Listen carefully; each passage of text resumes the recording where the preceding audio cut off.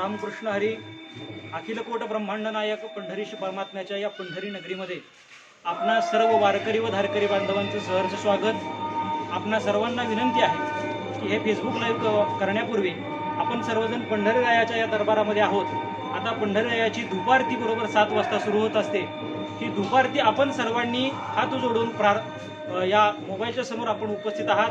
सर्वांनी हात जोडून बसावा आणि पंढरीरायाला मानवंदना या ठिकाणी द्यावी. पंढरीरायाची आरती आपण सर्वांनी या ठिकाणी बसून पाहावी, टाळ्या वाजवाव्यात, मनोभावे पंढरीरायाचं स्मरण करावं आणि त्यानंतर आपण आपल्या फेसबुक लाईव्हला सुरुवात करूया.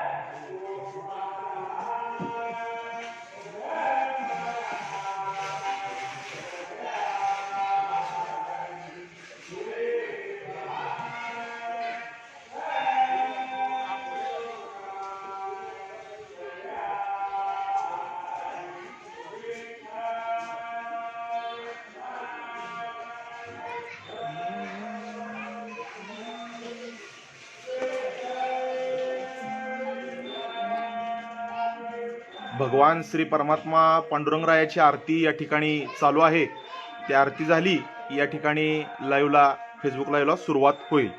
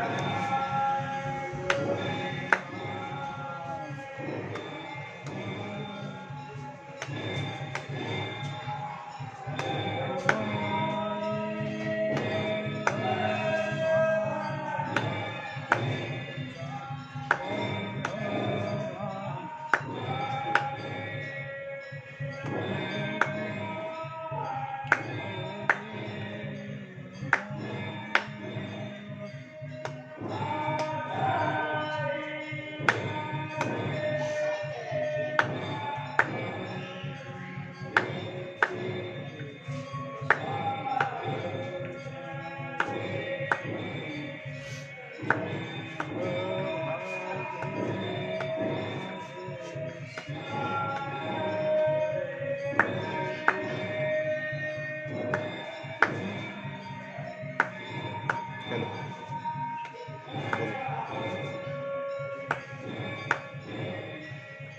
मी देऊ.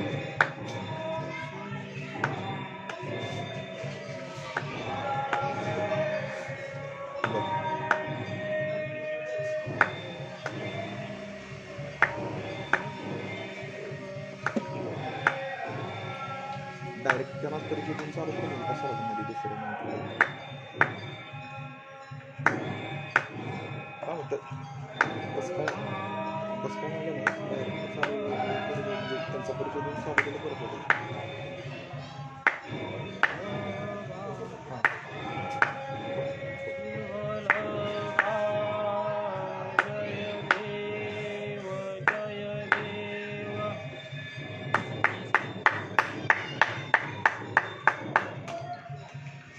कुंडली गौरव हरी विठ्ठल श्री ज्ञानदेव तुकाराम.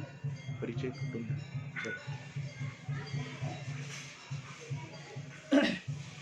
समचरण सरोजम सांद्रनीलांबदाभं जगन्निहत पानिं मंडनं मंडनानां तरुण तुलसीमालां कंदरं कंजनेत्रं सदय धवलहासं विठ्ठलं चिन्तयामि.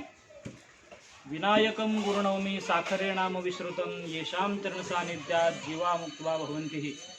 साखरे वंशविख्यातं ज्ञानदानपरायणं विनायकं गुरुवन्दे भववन्दे विमुक्तये. ज्ञानप्रताप विलसद्वचनामृतैः च अद्वैत भावपटुता हितबुद्धिरहस्य. ज्ञानेश्वरस्तु भगवान् अवतीर्ण एव श्रीरङ्गनाथं गुरुराज नमस्कृतं. श्रीरङ्गनाथं गुरुराजवर्यं मुमुक्षुणामज्ञानदानैकदक्षं प्रभावती क्षेत्रनिवासिनं नमामि वेदान्तविदां वरिष्ठं. शङ्करं शङ्कराचार्यं केशवं बादरायणं सूत्रभाष्यकृतं वन्दे भगवन्तो पुनः पुनः. मस्तक हे पायावरी या वारकरी संतांच्या. नमस्कार सर्व वारकरी व धारकरी बंधूंना सप्रेम रामकृष्ण हरी. मी रामकृष्ण हनुमंत महाराज वीर वारकरी संप्रदायातील श्री गुरु साखरे परंपरांचा, त्याचबरोबर वैकुंठवासी मल्लाप्पा महाराज वास्कर या परंपरेचा पाईक आणि वारकरी संप्रदाय पाईक संघ या संस्थेची राष्ट्रीय प्रवक्ता म्हणून माझ्याकडे सध्या असलेली जबाबदारी एक वारकरी आणि त्याचबरोबर प्रतिष्ठानचा एक सामान्य धारकरी या भूमिकेतून आज आपल्या सर्वांच्या समोर हिंदवी स्वराज्यासाठी संतांचं असणारं अमूल्य योगदान या विषयावर आपणा सर्वांशी हितगुज करण्याचा मी प्रयत्न करणार आहे.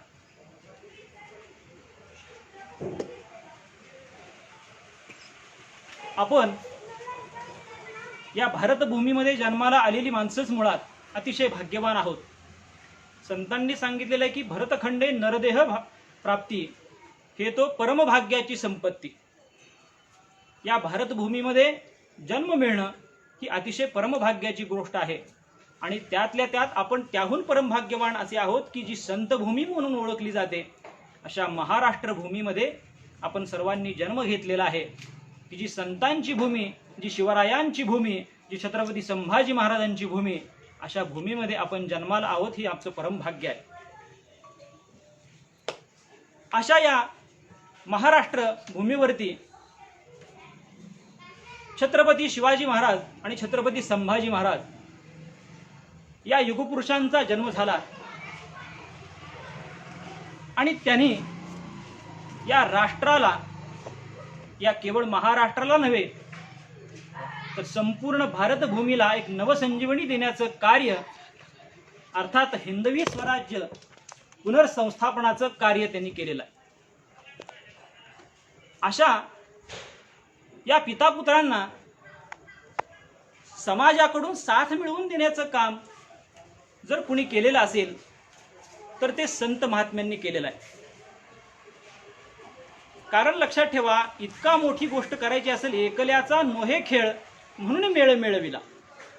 कुठलीही गोष्ट, असाधारण गोष्ट करत असताना भगवान परमात्म्याशिवाय, जो कर्तुम अकर्तुम अन्यथा कर्तुम असा भगवान परमात्मा आहे, त्याच्याशिवाय इतरांना कोणतीही गोष्ट जर करायची असेल तर ती सर्वसामान्यांच्या सहभागाशिवाय, सर्वांच्या सहकार्याशिवाय करू शकत नाही.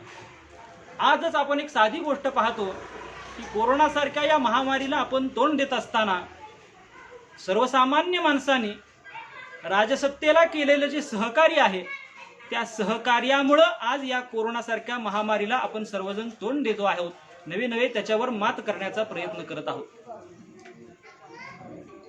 अशा या पितापुत्रांना सहकार्याची भूमिका, त्यांच्या स्वराज्याला वृद्धिंगत करण्यासाठी पार्श्वभूमी तयार करण्याची भूमिका जर कोणी केली असेल ते संत महात्म्यांनी केलेली आहे. कशा प्रकारे संत महात्मे या ठिकाणी कार्य करत असतील बरं?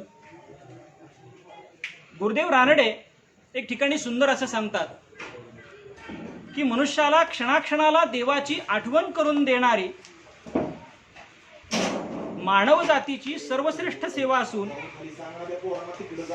सर्व संतांनी ती केलेली आहे. प्रत्येक माणसाला क्षणोक्षणाला देवाची आठवण करून देणे हे महत्कार्य आहे असं गुरुदेव रानडे जर म्हणत असतील तर संत महात्मे क्षणोक्षणा हाची करावा विचार हे वारंवार सामान्य जनाला पटवून सांगतायत. तुम्हाला संपूर्ण भगवंताने जरी 100 वर्षाचं आयुष्य दिलेलं असलं तरी शतगणिले ते अर्धरात्र खाय, 100 तुम्ही मोजता पण अर्ध आयुष्य तुमचं झोपेमध्ये जाणार आहे. तुम्ही उरलेल्या वेळेत भजन कधी करणार? अशा गोष्टी संतांनी पटवून सांगून उठा जागे वारे हाता, स्मरण करा पंढरीनाथा अशी हाक ज्या वेळेला समाजाला दिलेली आहे, त्यावेळेला केवळ पंढरीरायाचं स्मरण नव्हे तर तुमच्या हिताकरता तुम्ही जागे व्हा. आपुलिया हिता जो असे जागता, धन्य माता पिता तयाची. आपलं हित कशामध्ये आहे याच्याविषयी जाग करण्याचं काम संत महात्म्यांनी केलेलं आहे. आपण अगदी साधारणपणे जर पाहायला गेलो तर लक्षात घ्या, समाधीमध्ये एक 4 प्रकारची लोक आपल्याला पाहायला सापडतात. आजच्या परिस्थितीला अनुकूल असं आमच्या परंपरेमध्ये सांगितलं जात असलेला अतिशय महत्त्वपूर्ण अशा पद्धतीचा एक मार्मिक दृष्टांत आहे. समाजामध्ये सद्य परिस्थितीला जर आपण वर्गवारी केली तर समाजामध्ये 4 प्रकारची लोक आपल्याला पाहायला सापडतील. कोणते हे 4 प्रकारची लोक आहेत? तर ते लोक आहेत बुडणारे, बुडविणारे, तरणारे आणि तारणारे. काय प्रकार आहे हा? बुडणारे लोक कोणते आहेत लक्षात ठेवा. एखादा लहानसा खडा आपण घेतला, तो पाण्यामध्ये टाकला, तो बुडून जातो, तो पुन्हा वर येत नाही. समाजामध्ये वावरत असताना आपल्याला अशी अनेक माणसं सापडतात की जी जन्माला येतात, खातात पितात, 2 मुलं जन्माला घालतात, मरून जातात. त्यांना देवाविषयी, धर्माविषयी, देशाविषयी कोणत्याही गोष्टी काही करण्याची आवश्यकता वाटत नाही किंवा त्यांच्या मनामध्ये तसा विचारही येत नाही. पण एक गोष्ट अशी असते की हे जे स्वतः बुडणारे लोक आहेत, विषयामध्ये बुडणारे लोक आहेत, यांचा एक गुण थोडासा बरा आहे की ते हे कुणाला बुडवीत नाही. म्हणजे लहानसा कडा जर आपण आपल्या कमरेला बांधला आणि आपण जर विहिरीमध्ये उडी टाकली तर तो खडा काही आपल्याला बुडवू शकत नाही. तसे हे समाजातले जे लोक आहेत हे स्वतः जरी काही करत नसले, देवधर्माची सेवा करत नसले, आपल्या आपल्या विषयामध्ये रममाण असले, तरी सुद्धा हे इतर कुणाला उपद्रव करत नाही. आता याच्यामध्ये दुसरा प्रकार आहे ते म्हणजे बुडविणारे. हे मात्र अतिशय घातक असा समाज आहे. आपण एखादा मोठा दगड घ्या, तो दगड पाण्यामध्ये टाकला, त्यावेळेला तो दगड पाण्यामध्ये बुडतो. तो दगड जर आपण कमरेला बांधून विहिरीमध्ये उडी टाकली तो दगड आपल्याला सुद्धा बुडवतो. लक्षात ठेवा. असे लोक काही समाजामध्ये आहेत की ते लोक सध्या एखादा व्यक्ती परमार्थ करत असेल, एखादा व्यक्ती पंढरीच्या वारीला जात असेल तर तुला पंढरीच्या वारीला जाऊन काय मिळणार आहे? ज्ञानोबा तुकोबराच्या पाठीमागे जाऊन काय मिळणार आहे, विठ्ठल विठ्ठल भजन करून काय मिळणार आहे, नव्हे श्री शिवप्रतिष्ठान हिंदुस्थान सारख्या देव देश आणि धर्माचं कार्य हाती घेतलेल्या एखाद्या संघटनेमध्ये काम करणारा आमचा एखादा धारकरी असेल तर त्याला एखादा आमचा मित्र म्हणतो, अरे नेमकं तुम्ही हे धारकरी गडकोट मोहिमा करून आणि बलिदान मास करून नेमकं काय होणार आहे. म्हणजे लक्षात ठेवा, हा समाज असा आहे जो मी दुसरा प्रकार सांगतोय, लक्षात ठेवा, बुडविणारे जे स्वतः काही करत नाहीत मात्र जो चांगलं काम करतो आहे त्याला करू देत नाहीत. याच्यामध्ये अलीकडच्या काळामध्ये जे पुरोगामी नावाचे मानव तयार झालेले आहेत. वास्तविक पुरोगामी हा शब्द खरोखर लावायचा असेल तर तो वारकरी संप्रदायाला लावला पाहिजे. पुरोगामी म्हणजे पुढारलेल्या विचारांचा, आणि मुळात हिंदू धर्म हाच पुरोगामी आहे. हिंदू धर्मा इतक्या सुधारणा कुठल्याही धर्मामध्ये आचरण पद्धतीमध्ये केलेल्या नाहीत. परंतु आजच्या काळामध्ये पुरोगामी शब्द असा बदनाम झालेला आहे की पुरोगामी म्हणजे नास्तिक विचारांचा, पुरोगामी म्हणजे विद्रोही विचारांचा. ज्या पुरोगामी लोकांनी संतांना सुद्धा विद्रोही ठरवलं, ज्या पुरोगामी लोकांनी संतांना बंडखोर म्हणण्याचा प्रयत्न केला, नवे या संतांच्या चरित्रावरती आक्षेप शिंतोडे उडवण्याचं या लोकांनी काम केलं, अशी ही पुरोगामी जमात ही या दुसऱ्या वर्गामध्ये मोडते, ती म्हणजे बुडविणारे. अशा लोकांपासून आपण अत्यंत सावधानता बाळगण्याची गरज आहे. ही सावधानता कशा पद्धतीने बाळगायची आहे याचे आपण पुढे चिंतन करणारच आहोत.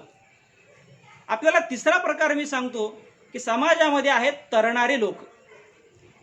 समाजामध्ये अनेक असा अभ्यासू वर्ग आहे की ज्याला सत्सग विवेक बुद्धी आहे, ज्याच्याजवळ निरक्षीर विवेक आहे, त्याला कळतं काय चांगलं आहे काय वाईट आहे, कोणचा व्यक्ती कोणच्या हेतू पुरस्पर हे आपल्याला सांगतो आहे, आणि वस्तुस्थिती काय आहे आपल्याला सांगितलं काय जात आहे, हे परम अभ्यासाच्या द्वारे जो जाणून घेतो तो आहे तिसरा प्रकार, ते म्हणजे तरणारे. याला आमच्या सांप्रदायिक भाषेमध्ये ज्ञानी वर्ग असं म्हटलेलं आहे.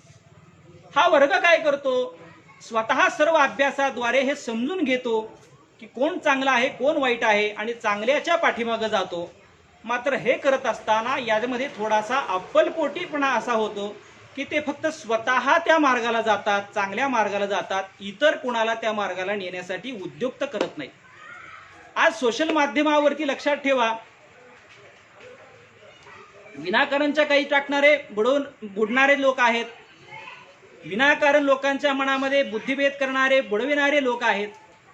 मात्र या सगळ्याचा सारासार विवेक असणारे काही नुसते पाहणारेही लोक आहेत की ज्यांना कळतं खरं काय आणि खोटं आहेत, मात्र ते कुठं व्यक्त होत नाही. त्यांना वाटतं आपण व्यक्त झालो तर विनाकारण आपल्याला वादामध्ये पडायचं नाही. वादापासून हे पळणारे किंवा स्वतःचा उद्धार झाला पुष्कळ झालं असे हे ज्ञानी लोक आहेत. यांचा स्वतःला उपयोग आहे, समाजाला उपयोग नाही. मात्र आपल्यासाठी सगळ्यात चौथा प्रकार महत्वाचा आणि उपयोगाचा मला आपल्याला सांगायचा आहे आवर्जून, की ते म्हणजे तारणारे. लक्षात ठेवा, आपण समुद्रामध्ये असेल किंवा नदीमध्ये असेल, आपल्याला ऐल तीरावरून पैल तीराकडे जाण्याकरता आपण नाव वापरतो. ही नाव स्वतः पाण्यावर तरलेली आहे आणि त्याच्यामध्ये आपल्यासारखे 4-5, 5-10 व्यक्ती जर बसल्या तरी सुद्धा ती नाव बुडत नाही, ती आपल्याला ऐल तीरावरून पैल तीराला तारून नेते. हे आहेत समाजातले स्वतः तरुण दुसऱ्याला तारणारे लोक, आणि हे आहेत संत महात्मे, ज्यांना कळालेलं आहे की सत्य काय आहे असत्य काय आहे, आणि समाजापुढे हे सत्य असत्याचा वाचा फोडण्याचं काम जर कोणी केलं असेल तर ते संत महात्म्यांनी केलेलं आहे. आणि ते स्वतः हे सत्सग विवेक बुद्धीनं जागृत होऊन समाजाला जागृत करण्याचं काम संत महात्मे करत असतात, की जे त्यांनी वेळोवेळी केलेलं आहे. जे ज्ञानोबरायापासून नामदेवरायापासून तुकोबरायापर्यंत निळोबरायापर्यंत समर्थापर्यंत सर्वांनी केलेलं आहे.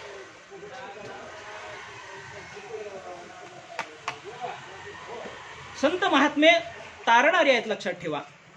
अगदी आदरणीय परमपूज्य गुरुवर्य भिडे गुरुजींना, की ज्यांच्या आज्ञेनं आज मी ही सेवा करतोय, त्यांना कच्चित सुद्धा स्तुती केलेली आवडणार नाही. मात्र वस्तुस्थिती मी सांगितल्याशिवाय राहणार नाही की आजच्या काळामध्ये ज्या व्यक्तीचा गौरव राष्ट्रगुरू म्हणून व्हायला हवा तो होताना दिसत नाही, ही अत्यंत दुर्दैवाची गोष्ट आहे. भिडे गुरुजींसारखा महात्मा ज्याच्या गीतेमध्ये आपल्याला वर्णन करायचं झालं तर स महात्मा स दुर्लभ, स्वतः वैराग्य वृत्तीने राहून स्वतःच्या जीवनाची राखरांगोळी करून केवळ समाजासाठी अविरत झटून शिवाजी आणि संभाजी रक्तगटाची पिढी निर्माण करण्यासाठी गुरुजींसारखा 80-85 वर्षाचा नवतरुण हा या महाराष्ट्रामध्ये कार्य करतोय. त्यांच्या कार्याचा पाहिजे तेवढा गौरव या महाराष्ट्रानं केलेला नाही, तो व्हायला हवा. या तारणाऱ्यामध्ये हे गुरुजी सुद्धा आहेत, हे लक्षात ठेवा. कारण ते स्वतः शिवछत्रपती शंभूछत्रपतींना त्यांनी समजून घेतलेलं आहे. ते केवळ समजून घेऊन गप्प बसलेले नाहीत, तर लाखो तरुणांना ते शिवछत्रपती शंभूछत्रपती समजावून सांगावेत. आणि या जगतामध्ये भारताला राष्ट्रगुरू म्हणून जर पुढे जायचं असेल तर केवळ 2 मंत्र आहेत, ते म्हणजे शिवाजी महाराज आणि संभाजी महाराज. हे घरोघरामध्ये मंत्र पोहोचवण्याचं काम आजच्या या मोठ्या वयामध्ये सुद्धा गुरुजी करत आहेत. हे तारणारे नाही आहेत का मला सांगा? हे संत महात्म्यांचं कार्य. आणि तेच गुरुजी, लक्षात ठेवा, आपल्याला काय सांगतात, गुरुजी स्वतःकडे संतत्व घेत नाहीत किंवा गुरुजी स्वतःकडे महात्मापद घेत नाहीत. हा गुरुजींचा मोठेपणा आहे. गुरुजींनी अनेक मोठे मोठे पुरस्कारही नाकारलेले आहेत. आपल्याला वेळेचं बंधन आहे मित्रांनो. पण हे गुरुजी ज्या वेळेला आपल्याला शिवछत्रपती आणि शंभूछत्रपती समजून सांगतात त्यावेळेला गुरुजी आपल्याला एक नम्र आव्हान करतात मित्रांनो, की तुम्हाला जर शिवछत्रपती आणि शंभूछत्रपती समजून घ्यायचे असतील तर पहिल्यांदा तुम्ही श्री संत ज्ञानोबराय आणि तुकोबराय समजून घेतले पाहिजेत, तर तुम्हाला छत्रपती संभाजी महाराज आणि छत्रपती शिवाजी महाराज कळतील. कारण संतांनी केलेलं हिंदवी स्वराज्याचं जे कार्य आहे हे कार्य समजून घेतल्याशिवाय ते कार्य का छत्रपतींनी केलं. आपल्याला शिवाजी जन्मावा वाटतो, पण तो शेजारच्या घरामध्ये, आपल्या घरामध्ये नाही. एखाद्या फेसबुकवरची कोणती घटना घडली की उद्यापासून आपलं फेसबुक बंद असं आपल्याला वाटतं. मात्र देव देश धर्मासाठी प्राण सुद्धा हातामध्ये घेण्याची ही वेळ आहे, लक्षात ठेवा. आणि ते कार्य समाजाला या प्रकारचं उद्युक्त करण्याचं काम जर कुणी केलेलं असेल तर ते संत महात्म्यांनी केलेलं आहे. या विषयाची संगती नीट समजून घ्या मित्रांनो. अल्पशा वेळेमध्ये मला जेवढं बोलता येईल तेवढा बोलण्याचा मी नक्की प्रयत्न करणार.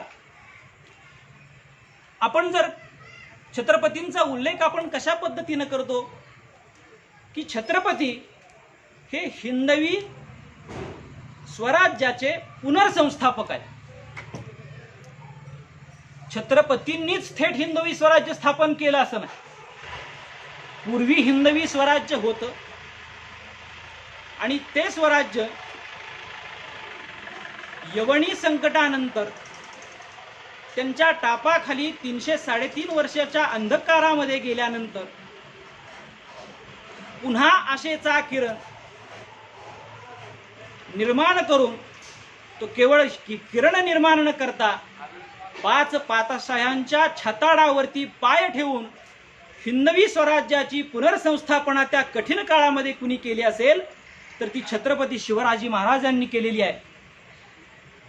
असे हिंदवी धर्म पुनर्संस्थापक छत्रपती शिवाजी महाराज यांच्या पूर्वीचाही काळ जर आपण समजून घेतला, वारकरी संप्रदाय हा अनादी काळापासून आहे. या पंढरीची वारी प्रत्यक्ष भगवान शंकरांनी केलेली आहे. आम्ही आमची परंपरा सांगत असताना सांगतो, आदिनाथ गुरु सकळ सिद्धांचा. भगवान शंकर हे पहिले आमचे गुरु आहेत. त्यांनी आपल्या खांद्यावरती पताका घेऊन पंढरीची वारी केलेली आहे. तेव्हापासूनचा हा संप्रदाय. मात्र या संप्रदायाला खरी ऊर्जित अवस्था जर कोणी आणली असेल तर संत बहिणाबांनी सांगितल्याप्रमाणे ज्ञानदेवे रचिला पाया, ज्ञानदेवांनी पाया रचण्याचं काम केलेलं आहे. आणि पाया ज्या इमारतीचा मजबूत असतो ती इमारत कित्येक वर्ष झाली तरी त्या इमारतीला धोका नसतो. मित्रांनो, आपण ज्ञानोबारायांचा, श्री संत नामदेवरायांचा काळ समजून घेण्याचा थोडासा प्रयत्न करू. मुद्दामहून आपल्याला ही पार्श्वभूमी मी सांगतोय. ज्ञानोबाराय नामदेवरायांचा तत्कालीन महाराष्ट्र जर आपण पाहिला तर ज्ञानोबारायांनी आपल्या ज्ञानेश्वरीच्या शेवटी एक ओवी लिहिलेली आहे. त्या ओवीमध्ये लिहित असताना ज्ञानोबारायांनी एक वर्णन असं सुंदर केलेलं आहे. एक 2-3 ओवी आपल्या समोर आणतो की ऐसे युगी परिकळी आणि महाराष्ट्र मंडळी श्री गोदावरीच्या कुळी दक्षिणलिंगी त्रिभुवन कै पवित्र अनादि पंचक्रोश क्षेत्र जेथ जगाचे जीवनसूत्र महालयासे. कुठे ज्ञानेश्वरीचं लिखाण चालू आहे याबद्दल ज्ञानोबाराय सांगतात. आणि हे लिखाण चालू असताना त्या देशाचा, या महाराष्ट्र भूमीचा राजा कोण आहे ज्ञानोबाराय त्या ठिकाणी उल्लेख करतात. तेथ यदुवंश विलास जो सकळ कळा निवास न्यायाते पोषिते क्षितिषु श्रीरामचंद्र. लक्षात ठेवा, ज्ञानोबारायांनी 2 विशेषणं या ठिकाणी रामदेवराय राजाला वापरलेली आहेत. ती 2 विशेषणं कोणती आहेत? सकळ कला निवासू आणि न्यायाते पोषितू. सर्वांचा सांभाळ करणारा किंवा सर्वांना आदरानं वागवणारा आणि सर्वांना समान न्याय देणारा असा राजा. लक्षात ठेवा, हे काही आताच्या काळातलं कुणी केलेल्या महाराजांनी किंवा कुणी केलेल्या एखाद्या स्तुतिपाठिकाने केलेलं वर्णन नाही. संत महात्मे लक्षात ठेवा, कधीही संत महात्म्यांची भूमिका अशी आहे, वर्णाविती थोरी एका विठ्ठलाची, कीर्ती मानवाची वर्णू नये. कुठल्याही सर्वसामान्य मानवाची कीर्ती वर्णन करता संत महात्मे आपले शब्द खर्च करत नाही. या संत महात्म्यांनी या राजाचं वर्णन करावं म्हणजे तो राजा नक्की आणि नक्की गुणगौरवास्पद असला पाहिजे. आणि राजा हा ईश्वराचा अंश असतो, हेही या ठिकाणी संत महात्म्यांना अधोरेखित करून सांगायचे. मात्र तो राजा कशा पद्धतीचा असला पाहिजे तर त्याला ईश्वराचा अंश मानायचं. लक्षात ठेवा. आणि एक सांगतो की अगदी बहुतांश हिंदू राजे जर आपण पाहिले तर ते न्यायीच राहिलेले आहेत.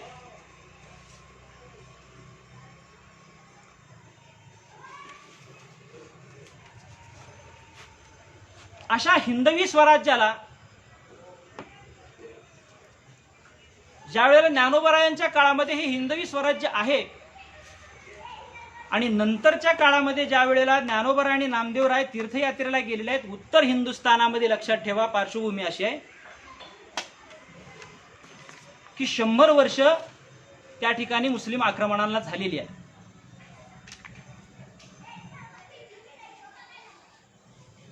समाजामध्ये आपल्या असणारा जो जातीभेदाचा कळस आहे तो ज्ञानोबाराय नामदेवरायांनी, चोखोबारायांनी ओळखलेला आहे.